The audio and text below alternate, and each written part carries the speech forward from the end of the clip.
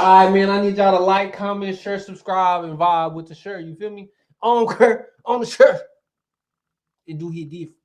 We gotta do a damn Shannon Sharp reaction video since they ain't let me monetize my last video since they on some humbug. I know Shannon gonna let me do it. Shannon OG. There was a viral clip. You did a stand-up special and said you were talking about blacks making millions then and asked if there's still racism in America. Mm-hmm. And can you believe that video in 1990, we're talking about 35 years ago, is still viral today? Well, it's never gonna change. But you do realize people think once a black person get millions, hundreds of millions, that racism has dissipated. Which if you Damon, if you made $100 million, you worth $200 million, how is there racism? Right. Well, what happens is the more money you make, the less black people you see. Right? Money brings you into a new category. You move to a different house in a different neighborhood, and you get different friends and money, people that come around you to help you make the money and maintain your money and make more money. The complexion changes. You know what I mean? I like That's what I love about like LeBron. You know, he got Mav, and he got Randy, and he got Rich. Yeah. Yeah. So he kept that group around him. Yeah. But unless you have that group, because like you say, the higher you climb, the less you're going to see, and you're like, okay, well, they don't treat me that way, so it's gone. And it's divide and conquer. You know, at a certain point, they sit you down. Beyonce's father. All right, we got her from here. The Jacksons. All right, Joe. We got it. We got her from here. You sit back and go, what?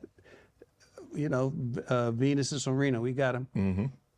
But and if you want them to be successful, you have to kind of let it happen, and then they hit new heights. But you become a liability.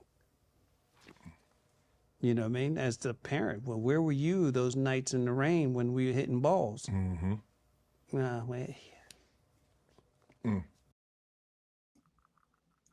What? Pause. I literally had to pause. You said, nigga, what?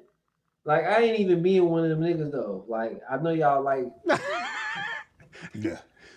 Let me ask you this. When you're on top of the world... They too grown to even be doing that no homo shit. They just knew that shit sounded gay as fuck. Hey, I don't got nothing against the LGBT community. Nigga, I fuck with Exotic Boosh. Well, I don't fuck with Exotic Boosh, but nigga, that's my homeboy. Nigga, hey, I got gay... Man, don't cancel culture me, man. Bro. And you still are. I mean, you live a great, like you say, you live a great life. You don't overly concerned about money. You have a family. You can still feed your family. You got grandkids. But when you're at that apex in the 90s, what was that like? It was a pain in the ass. Really? Yeah. Like being famous is like being a beautiful woman on a period. Okay, that you'd explain. Come on, bro. That's real shit. Being famous is like being a beautiful woman on her period.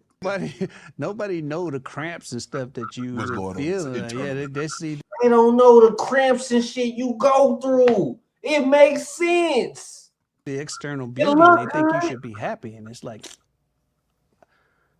I'm bleeding. Right. Okay, you want to know? I'm bleeding. So what was... We see this external. We see Damon and everything like, man, major pain and more money and yada and yada. What was brewing inside that we couldn't see? Club foot. My foot, I'm always in pain. Really? Oh, constant pain, yeah.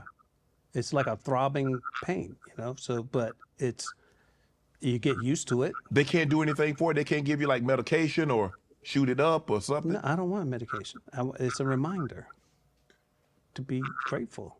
This foot took me a long way. If I didn't have this pain, I wouldn't have this edge.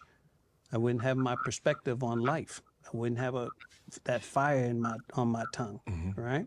So I'm grateful, but people can't see that. Right.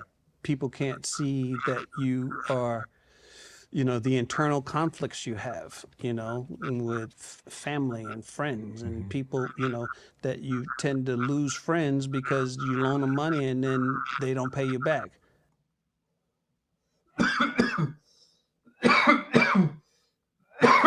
He venting right now. And then they get mad at you. Because you asked for it back. Yeah. But Well, I had to not look- even for asking for it, just because you look at them. Yeah. I'm going to pay you, man. I should say nothing. Yeah. Yeah. But why is it like that? Why I mean, if you come to me and ask me for money, I shouldn't have to go to you to repay it. You should be man enough. You was man enough to ask. Here you go. But I've learned, Damon, I don't know what you think about this. I'll only lend money that I know I can lose that I'm not getting back. Right. It's a gift. Yeah. That's how I do. I give it. Because I already know, because we're going to end up falling out. And I don't want to fall out. I don't want a 10, 15, 20, 30-year relationship to end over money. So here you go. Because I know you're not going to pay me back. Right. Well, that's maturity. Yeah. It's like, I've paid a lot of people out of my life. You mentioned like stand-up is stand-up therapeutic for you? Absolutely. Why'd you stop? I used to have to need, guys, I don't need it anymore. And You don't need therapy no more? no.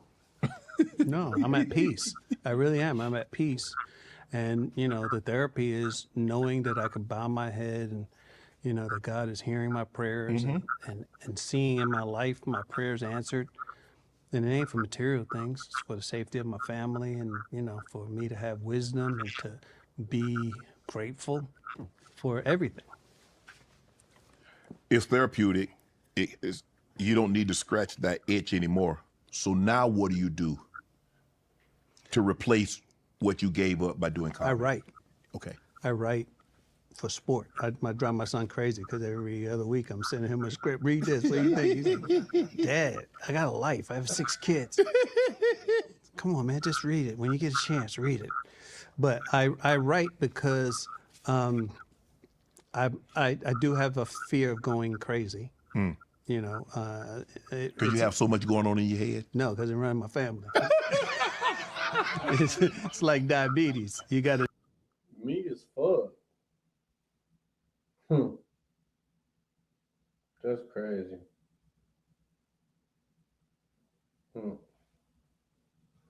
know, you got to know that it's a possibility. Right. And the thing is, I can't turn my brain off.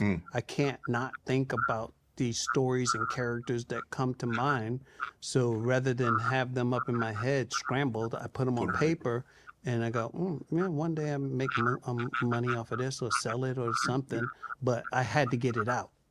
Do you sleep? I do. I sleep wonderfully. How you sleep so well and it's hard for you to turn your mind off? When you get 65, it's easy. You just lay down. All I got to do is see the bed. It's beautiful. Did cancel culture scare you away?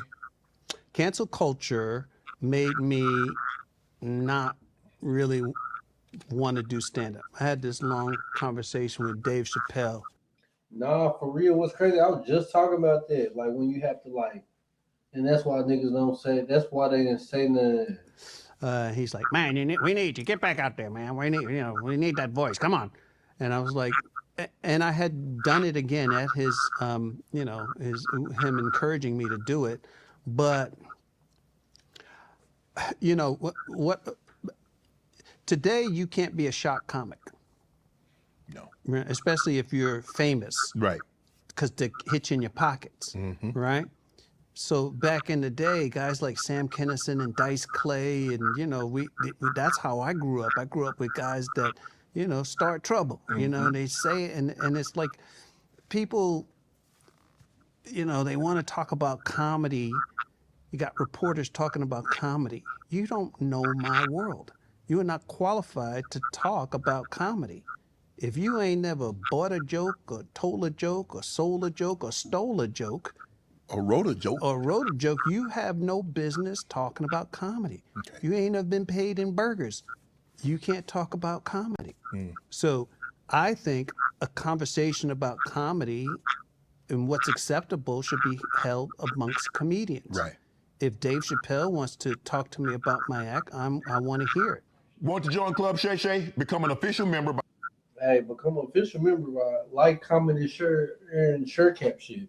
Like and comment and share this video. You feel me? Because I ain't stopping. You feel me? Like, comment, share. Stop playing, bro. I'm trying to get to 7,000 subscribers. This shit's so fucking hard. And I'm sitting here and beg for 1,000. I beg for 2. I beg for 3. I beg for 4. I beg for 5. I beg for 6. Come on, bro. Y'all know what I'm trying to get. 7K.